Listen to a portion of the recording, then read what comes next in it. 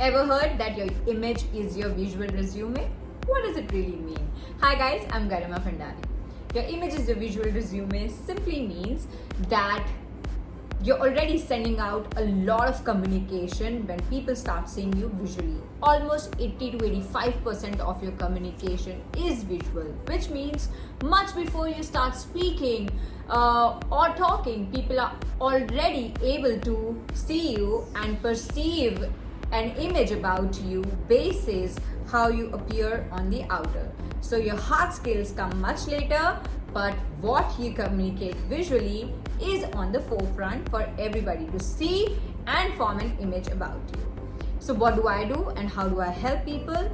Well, I constantly help and enable and empower people to update, upgrade, improve, evaluate and evolve their personal style, their I work on their inside out transformation, and that helps them to be always consistent, be consistent and congruent to their personal and professional goals.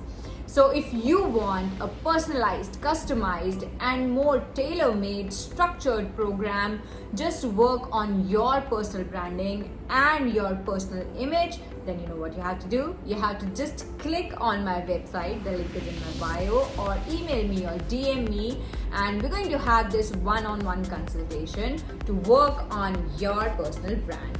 And the brand is always you. The power to transform yourself lies within you. The tools and techniques I am going to provide you.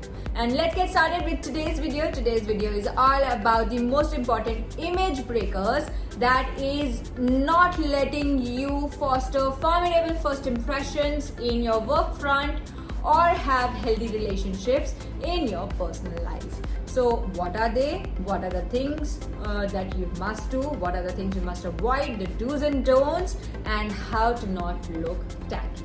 And also how to make people perceive you in a more in a more pleasant and more assertive and authoritative way.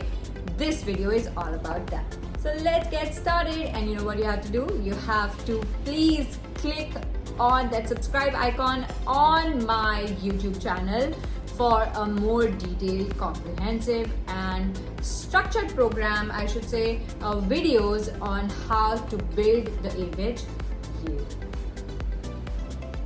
So before I start this magical video of decoding how not to look trashy, I request you all to please watch it and let me know in the comments below that why building your image is so important, and I'm going to personally pick and choose the best comments, not just give them a personal shout out, a follow back, but also you might have a chance to win a personal one-on-one consultation on personal styling with me. Yay! Let's be honest, what is the first thing you notice in people when you first look at them? The answers could all be subjective of all the topics that I'm going to discuss and choose today. Everything is a personal choice in today's world. And what you feel is the best for you is totally your prerogative to decide.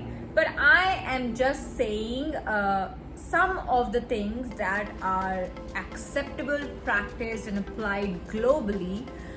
So the first thing that I notice in people is how they keep their nails. It is so important for me, not just for women but for men, but for women to have chipped nail colors or unpolished, non-filed looking nails is like farthest from achieving a sophisticated look.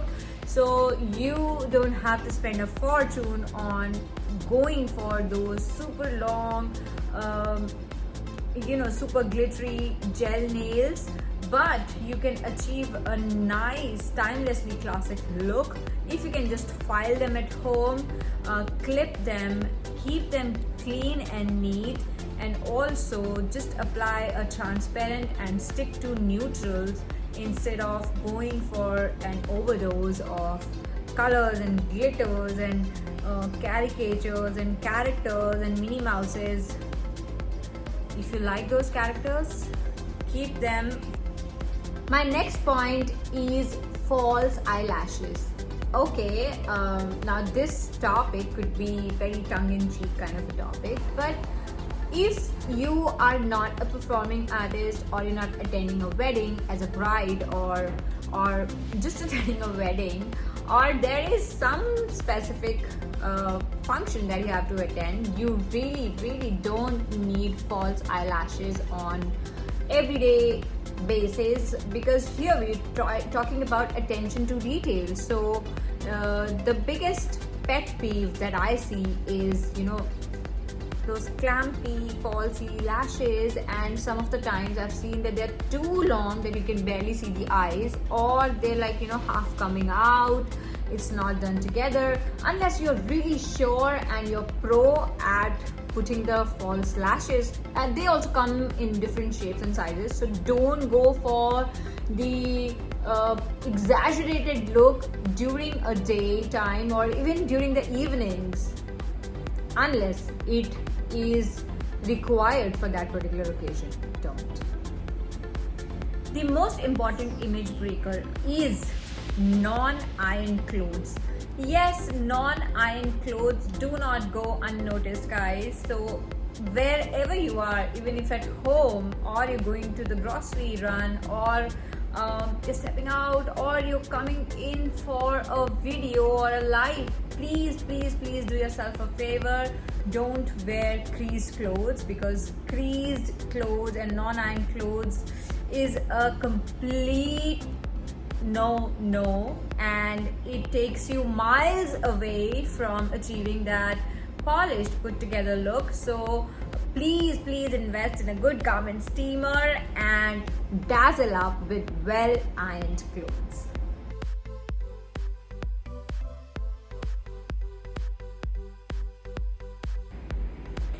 Another fashion mistake that I really see everyday basis is glitter eyeshadow. Unless it is a Christmas occasion, a Diwali, or a wedding, I really don't see the need to glob dollops of glitter on your eyelids. And I don't know what is the message you're really trying to convey, because whatever you do, whether in terms of your makeup or your looks, you're always communicating a message. Now it is totally up to you, unless you are in that kind of a profession where it is an imperative requirement to have a glitter eyeshadow. I really don't see it why you have to do it on everyday basis. It really makes you look tacky. Now this video is also about how not to look tacky. So the literal meaning of the word tacky, by the dictionary, I swear, not by me, is somebody who's lacking style or great taste. So to appear elegant and more sophisticated, and also come across as somebody who's admirably smart, please stay miles away from glitter eyeshadow. Also, what people immediately notice in you, let's face it and not negate it, the fact, your clothing. Now your clothing choice greatly determines that how you are able to sell yourself, sell your image, because first you have to sell yourself before you start selling your product or whatever profession you are in. So to sell yourself, your clothing plays a huge dominant part. And being appropriate and true to your own personal style is very important. When I say appropriate, it means that age appropriate, it means occasion appropriate, it also means time of the day, whether it is a night event, whether it is a day event, whether it is an official setup, whether it is a family setup. So before you do this, you have to do this mental research of who, when, what, where, why before you don any particular piece of clothing, because you are communicating a lot through the way you dress up. Well-groomed and polished look is always admirable and accepted everywhere. By well-groomed, I means that your hair should be in place, it should be nice and clean, it should not be helter-skelter. Your face should have basic makeup, your eyebrows should be done, you should put on some lip color, and also really look presentable and at your best, even if it is a work from home meeting or a Zoom call. When it comes to accessories, do a blink test on yourself, which means that stand in front of the mirror, full length mirror, and shut your eyes for a few seconds, 3 seconds let's say. And when you open, what is the first thing you see? Well, in my case, I see a nice Chanel brooch here. So that makes it a focal point of your accessorizing, art of accessorizing, I should say. So in your entire turnout, make your one accessory as your focal point, use it as a key resource. And remember, in accessorizing, less is more. You cannot go earrings heavy, ring heavy, bracelet heavy, neck heavy, and blingy shoes and blingy watches, bracelets. It's like the when you open your eyes after that focal test, the attention is just going everywhere and you'll end up looking like a Christmas tree. So instead, focus on having one focal point at a time. Shoes and heels. Well, I don't know where from this trend of white, huge, big sneakers has gotten. I really love them, but I also want to understand that what does it do for me? What do I want to communicate? Do I want to communicate that I am right now approachable, accessible, authoritative, credible, friendly, I know my job kind of a woman, but the minute people see my shoes and I'm wearing white sneakers, so I want to appear and communicate that, I am not serious about this job. I take my work casually and I'm indifferent. So if that's the case, please make sure to wear the right shoes. Also, I love the sound of heels. I mean, imagine you're seeing a movie in a theater and suddenly they want to show the entry of a big, strong personality. You'll hear the sound of a woman strutting in heels, tick tock, tick tock. So don't you all love this sound? It instantly communicates power. It instantly communicates authority, assertiveness, and credibility.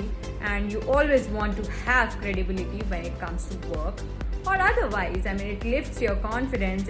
It instantly lifts your self-esteem. It gives you a sense of power. So heels it is, girls, versus any other form of shoes. And if you invest in good pair of heels, they're not even uncomfortable. So it's a myth that surrounds that heels can really be discomforting, because heels comes in various shapes and sizes. So if you're not a stiletto kind of a person, you can go for kitten heels. But please do yourself a favor, don't go for platform heels or wedges. Like, I don't know who made them. They are just far away from looking classic or elegant. Also in shoes, women, please don't wear Crocs, for heaven's sake, for whoever's sake, for your own sake. Please say no to Crocs. They are just completely not elegant piece of shoes that you should have in your closet.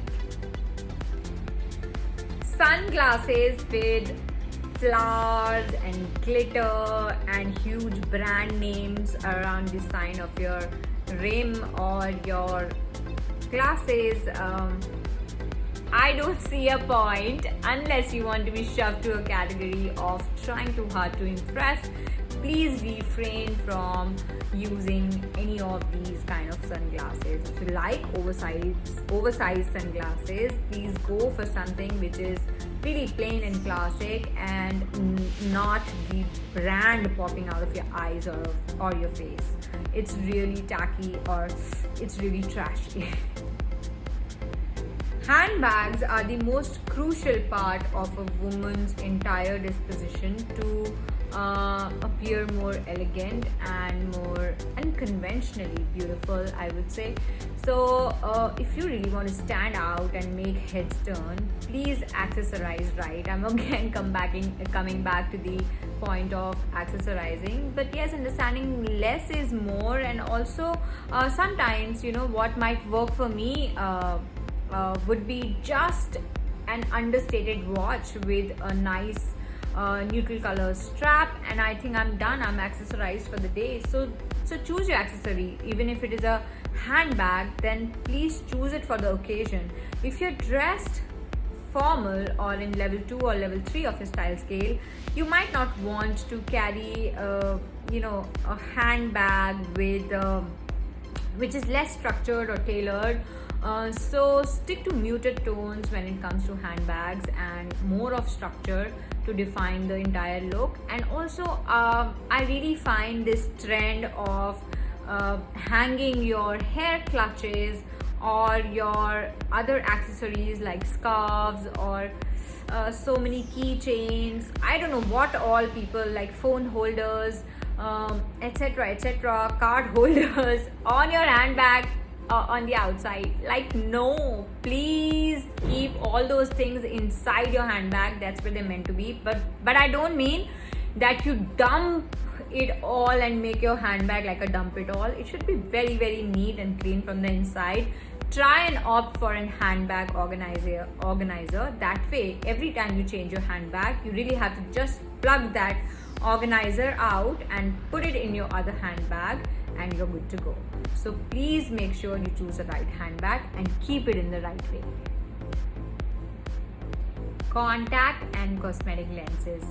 Very, very interesting because I see so many people using them. It's very good to use and enhance your eye color if you really like it, but be very, very mindful and wise in taking that decision, because there's a thin line between looking tacky and really looking polished and put together and very, very chic. So please try and understand your own color family, your own skin undertone, your hair, your eye color, your natural brow color, and then keeping all these factors and parameters in mind, choose for a color that really best flatters and accentuates your best feature instead of making you look like a Halloween or really tacky. That's not the show you signed up for. So please choose your colors wisely and don't try to go something dramatic which is going to make you really look, oh god, tacky. Now, it's a constant endeavor to always achieve, to be well turned out, to appear classy, suave, stylish, respectable, unconventionally well turned out, polished look and put together. Well, the only barrier that is stopping you from getting there is also your hair color. Don't forget that your mane and your hair is your crowning glory. And if you choose your highlights and your global color in something which again does not take in consideration your own global base color or your skin color or your eye color, it's going to be a complete mismatch. And I see this trend where women really just go for blonde highlights or really the highlights which do not match their base color family at all. I'm not a hair pro, but this is my own personal observation. As I said in the start of the video, this is subjective choice.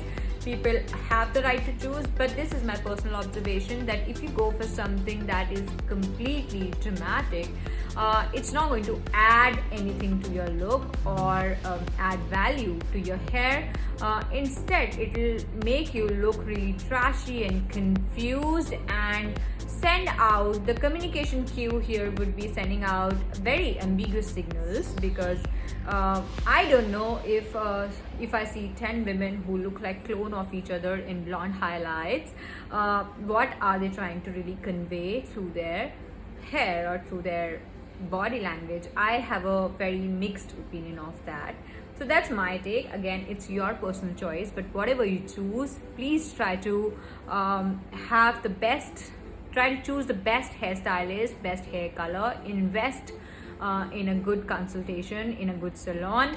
And I go to Gitanjali salon for my consultation, so I know I'm in the safe hands. The safest to try is the balayage ombre hair color, because there they really study your own hair color, base hair color, and then suggest you different colors of lowlights, highlights, or whatever you like, even if it is a global color. So choose your hair color wisely to not look tacky. VPL. Ever heard of this term? Well, it is visible panty line. Now your underwear is only meant for your underwear, and that's why it's called as underwear. Now you start wearing it as an outerwear. Once again, think that what is the kind of message you want to convey to the people. I see a lot of guys wearing really low jean, and their underwear is all speaking out and squeaking out. I really don't know what it is for. Similarly, I see women in extremely tight clothes which are not even meant for their body shape. It is perhaps just a fashion trend or a fashion fad. They must have copied from some of the fashion magazine or from a style blogger. But does it really, take a moment to pause and think that does it really work for your body shape, for your type, for your profession? Or you just copied somebody else's fashion trend and ended up looking like a complete fashion faux pas.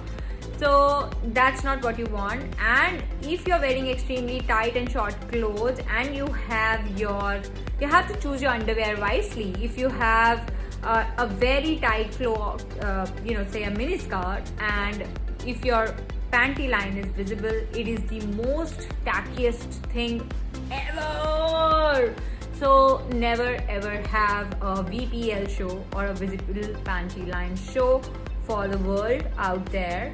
Please, please, please be very mindful of choosing your undergarments, and also not showing them on the outer. They are meant to be undergarments. Let's talk about designer fashion. Ever heard about subtlety is the novelty? I have seen this ridiculous number of times when people are dressed up literally from their cap to their toes, which is their shoes, monogrammed in branded or designer labels. And it's like that you're so loud that I cannot hear what you say. It's like that kind of a thing happening, where there's again mixed signals that since I have no weight of my own to speak for myself, or no personality of my own, so my brands are speaking for me out there. So please, if you love brands, everybody does, even I do, but there is, as I said, there is subtlety in everything that you like. There might be a super expensive jacket, and you might not even come to know that which brand it is. If you wear it with grace and style, to look remarkably stylish and timelessly classic, you really don't even need to invest a fortune. But if you have the money, if you have the resources, please choose your designer fashion with a lot of mindfulness and care. Do not look tacky and monogram from head to toe, but really command attention with your personal style versus the labels and the brands speaking loud. So it's not your H on your Hermes belt, or a Balenciaga sweatshirt, or a D&G cap that is going to win you the show, but your hard skills and your skills of how you can totally casually appear effortlessly glam and sophisticated, that will work for you. Oh my god, did someone say body odor? Did someone say oral odor? I'm dead. I'm done here. Oh my god, imagine if you have to speak to someone in proximity or sit across someone, and their body odor or their oral odor just really puts you off. And imagine if you are if you are emitting the same things to somebody else, so how the receiver is gonna take. So even if you are at home, please smell pleasant. Please, use the right perfumes when you step out. But at the same time, I have been to countless parties where I see people like drenched, like literally they took a perfume pool. They took a dip there and then they came. So it is like I steer away from them. I pull my chair like 10 tables away so that I don't start sneezing instantly, or I don't die of headache or some other sinusitis or a nasal allergy because of this extreme overdose of perfumery. Like it's just extreme. So just stay normal, apply perfume on the pulse points. And if you want to see the right way of applying perfume and the do's and don'ts, check out my YouTube video. I have a detailed video there. So please smell nice. It is the most important image maker or breaker. The way you smell, not just body, also orally. Talking loudly on the phone is another pet peeve I really see often. I see people, what time are you coming? I'm gonna be. Oh my god, just keep it low. Keep it low, keep your volume low, not just when you're in public but also at home. And this loud lion roar laughter, it's intolerable. Please, especially if you're in public, please maintain, especially in your office and professional front, keep your conversations on telephone really in low voice, and also your laughter not for everyone to hear or see. Your posture, guys, how you're sitting, how you're walking is very, very important and communicates a lot about you and is an instant image maker or breaker. So anything which is like this, slouching or collapsing your spine is an instant image breaker and sends across a sign as you're somebody who's low in confidence, low in self-esteem. Whereas if you keep your spinal column straight and maintain a neutral integrity in your whole spine and have no deviation when you stand, so that is a very, very formidable impression to others, and they really take you with with more positivity, and you exude a lot of confidence and great style and panache. If you're confused about what to wear, when to wear, and just don't have the technical expertise, either seek an advisor, a personal advisor who can really sit with you and work with you, developing and understanding your personal style, or just go black on black, because you never go wrong with black on black. So black is something which is eternally classic, and if you put together a look which is black on black and accessorize it right in a minimal way, so you're never going to go wrong. And lastly, the world is full of the power play of the digital media or the internet, and you see Instagrammers, fashion influencers, style bloggers, including me. Now all this can get really intimidating because you have to really choose quantity over you have to really choose quality over quantity, as in, even if you have, let's say, 10,000 rupees in a month to invest on your clothing, so instead of buying 25 things out of that 10,000, I suggest that you buy just 1 or 2 pieces of your accessory or clothing that you can later mix and match to create so many versatile looks. So invest in that one piece which is little expensive and a notch above the other things, but it's gonna last with you forever and give you many other cluster looks later. So invest wisely. Need versus wants comes in play here. So even when you're following your favorite Instagram influencer, fashion influencer or style blogger, it's very, very nice to get inspired and try to emulate their style, but also keep in mind factors about understanding your own individuality, your own personal style, because what might work for them might not work for your body shape, your skin color, your role goal in life, your professional needs, your personal needs, your age group.